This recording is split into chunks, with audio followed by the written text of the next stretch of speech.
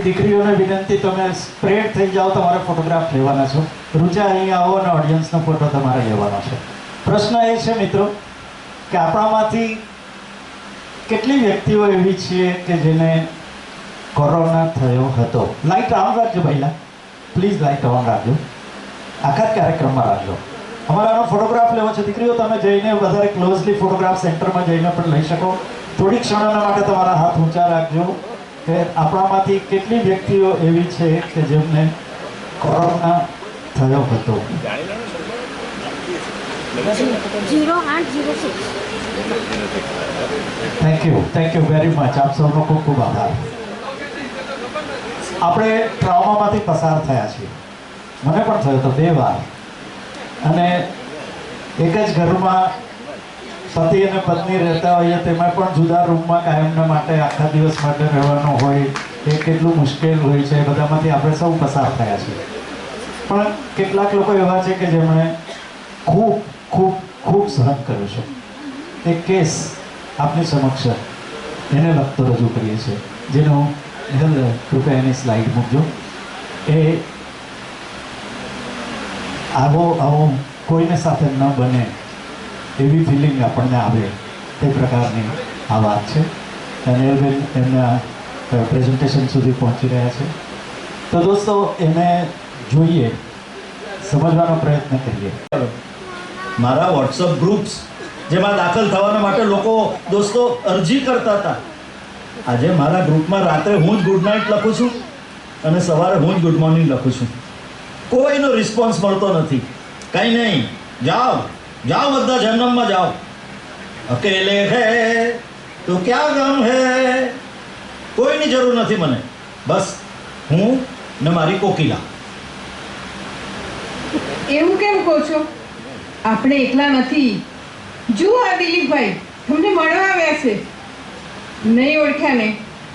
અરે ચેનલ સુરત પર આપણે એમને ન્યૂઝ વાંચતા નથી જોયા?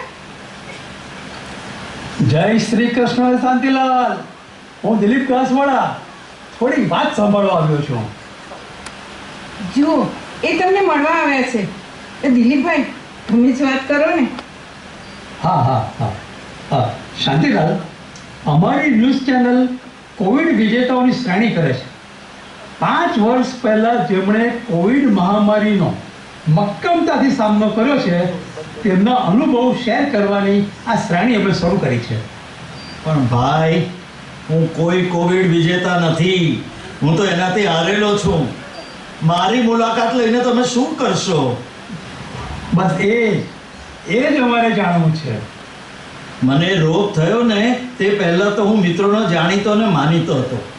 60-70 વર્ષના અમે સવારે મંદિરમાં ભજનો ગાતા અને સાંજે બાગમાં જૂના ગીતો ગાતા. પણ હવે આખા દિવસની અંદર એક પણ મેસેજ આવતો નથી. પ્લીઝ આ તમે જે પણ કંઈ વાત કરે છે ને, તે બધી વાત મારે રેકોર્ડ કરવી છે. હું તે સમાજ સામે રજૂ કરવા માંગુ છું. પ્લીઝ. પણ બધાએ કહ્યું કે તમે એકલા પડી ગયા છો, ગુસ્સો કરો છો, મિત્રોથી દૂર થઈ ગયા છો. પણ મને આ કોકિલાબેન એમ સમજાયું કે એવું કેમ થયું છે તમને. મારે આ બધી વાત તમારા મોઢે બોલાયેલું રેકોર્ડ કરીને સમાજને સંભળાવવું છે, બતાવવું છે. અને આના બદલામાં અમારી ચેનલ તમને સાપુતારા રિસોર્ટની 3 નાઇટ 4 ડેઝની ટ્રીટ ફ્રીમાં આપશે. પ્લીઝ ના નહીં પાડતા. હા કોકિલાબેન, તમે વાત કરો ને, તમારી રીત જ બોલો. આપણે આ રેકોર્ડિંગ દીકરાને અમેરિકા મોકલીશું. હું ચા બનાવું. ના, ચા પછી. તું પણ અહીંયા બેસ અને મારી વાત સાંભળ. ભલે. આ દિલીપભાઈ. દોસ્તો નમસ્કાર. કોવિડ મહામારીના 5 વર્ષ આ શ્રેણીમાં આજે આપણે મળીશું શાંતિલાલ સાવલાની અને એમની સાથે આપણે વાતો કરીશું. 75 વર્ષના શાંતિલાલ અને એ જ ઉંમરના કોકિલાબેનના જીવનમાં કોરોનાએ જે ઉથલ-પાથલ મચાવી છે તે આપણે એમની પાસેથી સાંભળીશું. હા, તો શાંતિલાલજી, તમને કેવી રીતે ખબર પડી કે તમને કોવિડ થયો છે? અમારી મંડળી સવારે મંદિરમાં અને સાંજે બાગમાં ગાતા ગીતો ગાતા, ભજનો ગાતા, આનંદ હતો, બધા ખુશ હતા. અમે તો અમેરિકાથી તાજા જ અહીંયા આવ્યા હતા. દીકરો તેના પરિવાર સાથે અમેરિકામાં હતો. તે સાંજે મારી 70મી વર્ષગાંઠ નિમિત્તે મેં બાગમાં મિત્રોને પાર્ટી આપેલી. ગુલાબજાંબુ ને સમોસા. એકાએક મ્યુનિસિપાલિટીના મિત્રોએ આવીને અમને સમજાવ્યા કે કોવિડના ટેસ્ટ કરાવી લો. મને ખાતરી હતી કે મને શું થાય, પણ હું એકલો જ કોરોના પોઝિટિવ નીકળ્યો. બસ ત્યારથી અમારી કમનસીબી શરૂ થઈ. એ બાગમાંથી હું સીધો જ હોસ્પિટલ ભેગો થઈ ગયો. ખરેખર તો હસતો ગાતો હું હોસ્પિટલમાં ગયો અને ત્યાં જઈને વધારે માંદો પડ્યો. શાંતિલાલ, તમારે કેટલો સમય ત્યાં રહેવું પડ્યું? 1.5 વર્ષ. હા, 1.5 વર્ષ. 1.5 વર્ષ? પૂરા 18 મહિના. અરે હોસ્પિટલ નહોતી, જેલ હતી, જેલ. દોજખ હતું. મને બેડ પરથી ઉઠીને બારીની બહાર જોવાની પણ રજા નહોતી. આખા દિવસમાં એક વાર કોકિલા આવે, પણ એ દરવાજાની પેલે પાર ઊભી રહે. એનું અડધું તો મોઢું માંસથી ઢંકાયેલું હોય. અમે આંખોથી, અમે ઈશારાઓથી વાતો કરતા. કઈ વાતો કરતા? દવાના અને હોસ્પિટલના બિલના પૈસા ક્યાંથી ભેગા કરવા તેની. અમારું અહીંયા કોઈ ઓળખીતું નહોતું. બાગના મિત્રોએ તો પીઠ ફેરવી લીધી. બધા જ ગરજ મતલબી. હા ભાઈ, અમારા બંનેના સંબંધીઓ તો કચ્છમાં. અહીં અમે એકલા જ હતા. હું તો સવારથી બેંકમાંથી પૈસા કાઢી દવા અને ઇન્જેક્શન લઈને હોસ્પિટલ પહોંચાડું. રોજ સાંજે એમને બસ જોઈ લઉં. એમના 2 ફોન ત્યાં ચોરાઈ ગયા એટલે નિયમ આવ્યો, કોઈએ ફોન રાખવાનો જ નહીં. મને જોઈને એને સંતોષ થાય કે હજી તો હું જીવું છું. ક્યારેક પૈસા ભરવામાં મોડું થાય તો પેલી નર્સ ધમકી આપે, ઓક્સિજનની નળી કાઢી લેવાની. હું લડતો, મોટેથી લડતો, બરાડા પાડતો. એમાં એક નવી ઉપાધિ આવી. એક સાંજે હોસ્પિટલ ગઈ તો એ મને ઓળખે જ નહીં. ભારે દવાની અસર એમના મગજ પર થઈ ગઈ હતી. એમની યાદશક્તિ ચાલી ગઈ. મને કશું યાદ નહીં આવે. હું કોણ, કોકિલા કોણ, મારી જિંદગી શું? મને લાગતું હતું કે હું કોઈ જેલમાં છું. એક વાર તો રાત્રે હોસ્પિટલમાંથી ભાગવા પણ ગયો, પણ વોચમેને મને પકડી લીધો. ભાઈ, મને આખું અઠવાડિયું એમણે પલંગની સાથે બાંધી દીધેલો અને બધી નર્સો જતા આવતા આ ડોસો તો ગાંડો થઈ ગયો છે એવું કહે. હવે હું દર્દી નહીં, ગાંડો કેદી હતો. મને ગુસ્સો આવતો, હું પણ બેફામ લડતો. રોજ રાત્રે એક જાડિયો વોચમેન આવે, ડોક્ટર જાય એટલે એ આવીને મને મારે, મને ધમકી આપે. હું ડૉક્ટરને કાલાવાલા કરતી, અમને ઘરે જવા દો, અમે અમારા કમનસીબ સાથે લડી લઈશું. પણ આ સહન થતું નથી. તેઓ કહે, દવા બદલીએ છીએ દાદા, જલ્દી સારા થઈ જશે. એ સારા થઈ જશે એ આશાએ હું જંગ લડતી રહી. અરે તો આ બાઈની હિંમત. આ કોકિલા છે ને, કોકિલા દેવી છે, દેવી. એની દૈવી શક્તિથી જ હું જીવતો રહ્યો. દવાએ નહીં, એની દુઆઓએ મને 1.5 વર્ષે ઘર ભેગો કર્યો છે. તદ્દન લાચાર, રશક્ત. અરે અડધી દુનિયા ફરેલો હું. પૂરા 50 ડગલા પણ ચાલવાના માટે લાયક નથી રહ્યો. અને મેં 15 વર્ષ સુધી અમેરિકામાં જે કમાણી કરેલી ને, તે 1.5 વર્ષમાં હોસ્પિટલમાં સમાણી. મારે તો બસ તમે જીવી ગયા એટલે જ આપણે જીતી ગયા. પણ દુઃખ તો એ વાતનું છે ભાઈ કે હું એકલો થઈ ગયો. કોઈ મિત્ર નથી. મારું મન કડવાશથી ભરેલું રહે છે.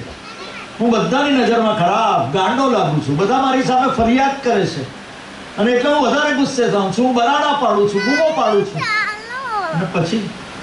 અને પછી મનને શાંત થતા કલાકોના કલાકો લાગે છે. બાપ રે શાંતિલાલ, કેટલું બધું સહન કર્યું તમે તો.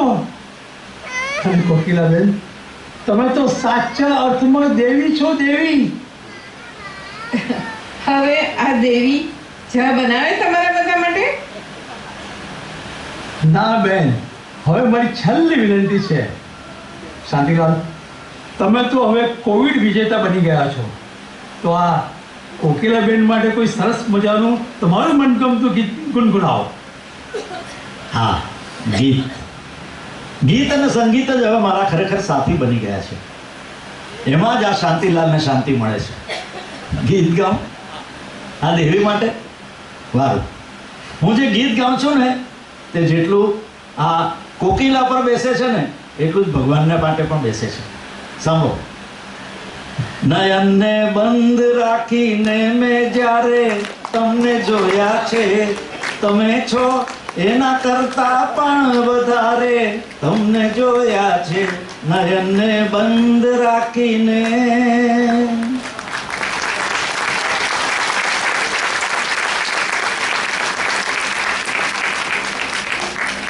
વિજેતા કેટલા બધા છે.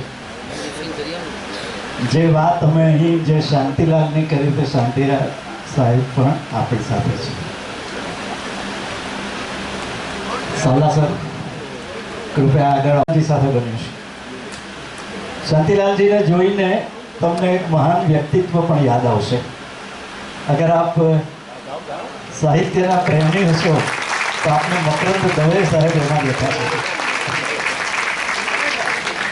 આ બધી પરિસ્થિતિ જે વાત થઈ તે થોડીક ડ્રામેટાઇઝ, થોડીક કલ્પનાના પવિત્રો ઉમેરીને અમે શાંતિલાલજી સાથે વાત થઈ અને નેહલે અમને વિગતો આપી. પણ સાથે છે જે ખરા અર્થમાં દેવી છે તે કોકિલાબેન.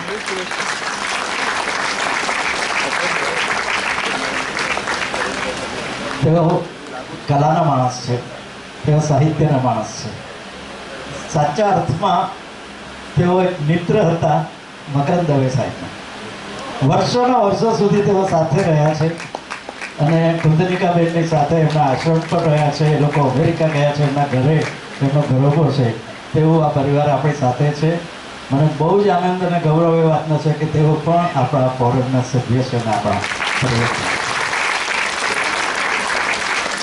નેહલબેન અમે લોકો સુધી રજૂ કરી શક્યા. મેં આપને કહ્યું તો થોડુંક ડ્રામેટાઇઝ પણ કર્યું હતું, થોડી કલ્પનાના મુદ્દાઓ પણ ઉમેર્યા હતા વાતને વધારે ધારદાર બનાવવા માટે. Please accept it sir. મારી સાથે જે તો હોસ્પિટલમાં હતા સર બધા મરી ગયા, હું એક જીવતો રહ્યો. મારી સાથે હોસ્પિટલમાં જે લોકો હતા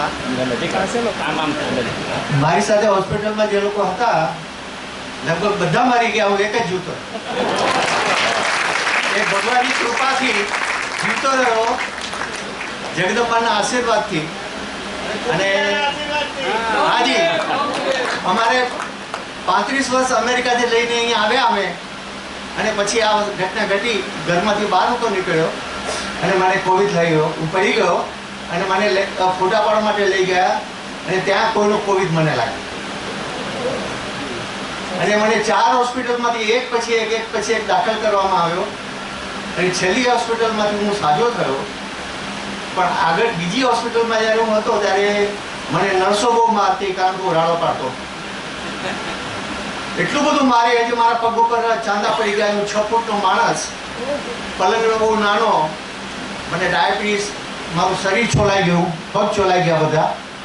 અને મારી સાથે જેટલા લોકો હતા લગભગ બધા ગુજરી ગયા, હું એક જ જીવતો રહ્યો. એ ઈશ્વરની કૃપા.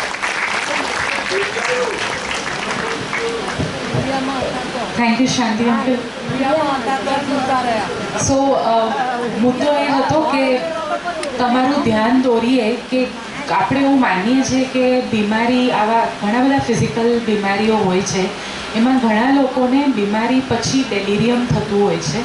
ઘણીવાર બીમારીની અસર મગજ પર થતી હોય અને એના લીધે ટેમ્પરરી પણ માનસિક વ્યવહારમાં ફેરફાર આવી શકે. અને શાંતિભાઈને સાચે જ એ જે કહે છે ને કે હું બરાડા પાડતો, કારણ કે બધાને ખબર છે કોવિડમાં ઓક્સિજનનો બહુ મોટો પ્રોબ્લેમ થતો અને એમને મગજ સુધી ઓક્સિજન પૂરતા પ્રમાણમાં મળ્યું નથી. એટલે એના લીધે શું થયું છે કે એમને પોસ્ટ કોવિડ ઇફેક્ટમાં ઘણી બધી મેન્ટલ પ્રોબ્લેમ્સ રહી ગઈ છે. આજની તારીખમાં પણ એમને ન્યુરોટ્રાન્સમીટર્સ લેવા પડે છે એમની હેલ્થને જાળવી રાખવા માટે. તમે અત્યારે એમને જે વાળ અને કન્ડિશનમાં જુઓ છો ને, આ એમને વજન ગેઇન કર્યું છે ને, વાળ બધા આવી ગયા છે. અમે એમને એવી સ્થિતિમાં જોયા છે જ્યારે બિલકુલ વાળ નહોતા. એટલે બહુ જ ખરાબ દશામાંથી એ બહાર આવ્યા છે અને એને લઈને જ મેં થોડી ભ્રાંતિઓ લીધી છે.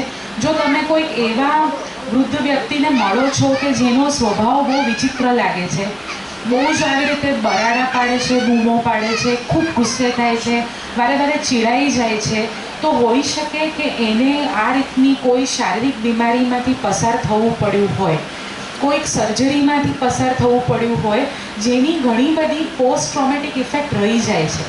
આપણે છે ને બીમારીને ફક્ત શરીર સુધી સીમિત રાખીએ છીએ, એની સાથે જે મન જોડાયેલું છે ભૂલી જઈએ છીએ. એટલે ઘણીવાર એવું થાય કે માણસ આમ ડૉક્ટરની દ્રષ્ટિએ ઓલ રાઈટ છે, સર્જરી સક્સેસફુલ થઈ છે, પણ એને એ સર્જરીમાંથી પોતે મનની દ્રષ્ટિએ હજી બહાર આવતા વાર લાગે. અને એવું બને કે એ કદાચ બહુ લાંબો સમય જાય, તો એવા વ્યક્તિઓને આપણે સમય આપવો પડે, જોવું પડે કે કેમ એનો વ્યવહાર બદલાયો છે, કેમ એ આવું કરે છે. ને ખાસ કરીને પુરુષો, બહેનો રડીને પણ વ્યક્ત કરી લે, થોડા વાસણ અફાડી લેશે, બબડી લેશે, પોતાના હસબન્ડને ગાળો આપી લેશે, ઝઘડો કરી લેશે, પણ ભાઈઓ આવું કરી શકતા નથી. અને એટલે ઘણીવાર એવું થાય કે એમની લાગણીઓ ગુસ્સો એક મેથડ છે ઘણીવાર પોતાની લાગણીઓને વ્યક્ત કરવાનો.